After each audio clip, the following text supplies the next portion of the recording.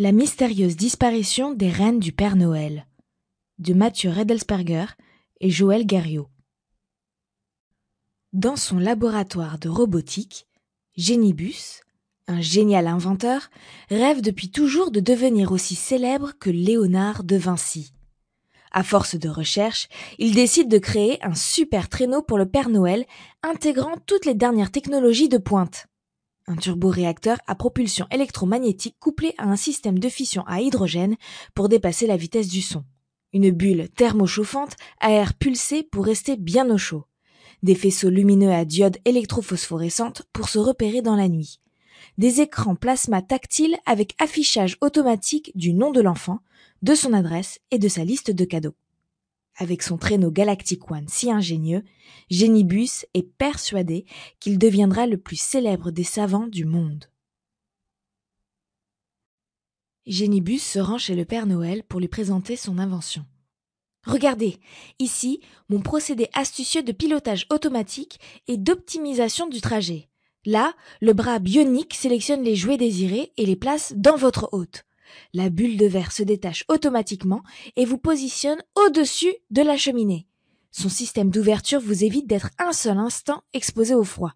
Ainsi, vous pourrez voyager léger, sans manteau. » Poliment, le Père Noël écoute. « L'horloge multifacette vous donne l'heure à chaque pays au centième de seconde près. Et là... » Le Père Noël interrompt Génibus. « Voilà une éternité que je parcours le monde. Ce n'est pas à mon âge que je vais changer de mode de transport. Si j'achète votre traîneau, que vont devenir mes rennes ?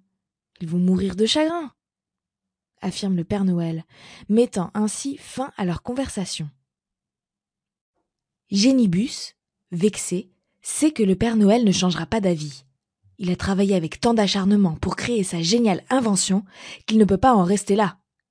Il se rend discrètement de nuit dans la grotte aux chauves-souris où se trouve la cuisine laboratoire de la sorcière Doramoche. « Doramoche, peux-tu m'aider à me débarrasser de rennes encombrants ? » « Sacré vénard, j'ai pile poil la potion qu'il te faut. Répands ça sur l'herbe des rennes avant qu'ils mangent. Et en moins de 2, ils seront réduits en jouets de bois. » Depuis plusieurs jours, Génibus observe les 9 rennes se repaître d'herbes, d'écorces et de feuilles de saule. Le premier d'entre eux, Rodolphe, est le guide. Son nez étrangement rouge s'éclaire la nuit. Ainsi, les pilotes d'avion peuvent éviter une collision avec le traîneau. Ses sabots sont larges comme des raquettes, son poil est brun et sa queue courte. Il s'approche d'une roche couverte de lichen aspergée de potions par Génibus. Tornade est le plus rapide. Il porte au garrot un chronomètre pour mesurer son temps de course à l'entraînement. Il est accompagné de la gracieuse danseuse. Elle porte à l'encolure un splendide foulard de danse orientale, un cadeau du Père Noël. À quelques sabots de là se trouve le puissant Furieux, avec son impressionnante musculature et ses bois majestueux. Il marche avec assurance aux côtés de la jolie Fringante, qui ne cache pas ses sentiments pour lui. Comète les suit. Elle fait beaucoup rire les oiseaux à qui elle raconte des histoires drôles. Cupidon est reconnaissable à la tache blanche qu'il a sur la cuisse. Il est en pleine conversation avec Éclair et sa lanterne d'or au cou. Le rôle d'Éclair, dans le troupeau, est d'illuminer le ciel devant le traîneau. Naseau en l'air, toujours à la traîne, Tonnerre, casque collé aux oreilles, écoute tranquillement sa musique en se régalant des feuilles de bouleau. Paisiblement, les rennes broutent avec délectation ce pâturage si savoureux, si tendre et si empoisonné. Dissimulés derrière un buisson, Génibus observe leur transformation. La potion de Doramoche a marché. Tous les rennes sont maintenant réduits en magnifiques figurines de bois. Il n'a plus qu'à les ramasser et les mettre dans sa gibecière de chasseur. Voilà maintenant 10 jours déjà que le Père Noël est sans nouvelles de ses rennes. Il est de plus en plus inquiet. Il décide alors de demander de l'aide à Sétou, le célèbre lutin détective, connu entre autres pour avoir élucidé le mystère de la transformation des dents de lait. De petite taille, Sétou est capable de se glisser absolument partout, sans jamais se faire remarquer.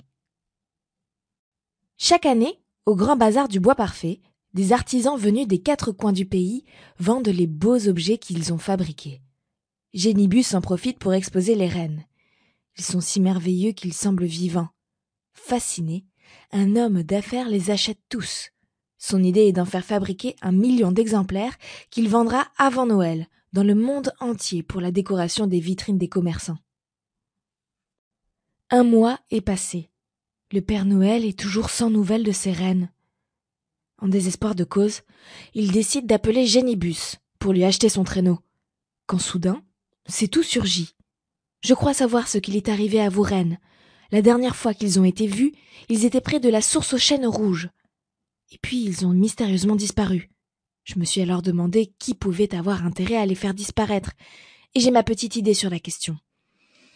Pour être sûr de vous vendre son traîneau, Génibus, avec l'aide de la sorcière Doramoche, a transformé vos reines en objets de bois. Dans ce cas, il suffit de les lui reprendre et de demander à la bonne fée censée de lui redonner vie, s'exclame le Père Noël. Pas si simple. Ils ont été vendus parmi des reproductions à des milliers de commerçants. Heureusement, les particularités de vos reines permettent de les différencier. Je ne peux pas vous en dire plus. Cela pourrait mettre en danger mon informateur.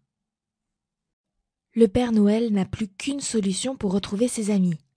Demander de l'aide aux enfants de tous les pays. Il décide de lancer un avis de recherche diffusé par tous les médias de la planète et affiché dans toutes les écoles et bibliothèques. Chers enfants, mes reines ont été transformées en figurines de bois par une méchante sorcière. Ils sont maintenant disséminés à travers le monde. Pouvez-vous m'aider à les retrouver ? Rodolphe a un nez rouge.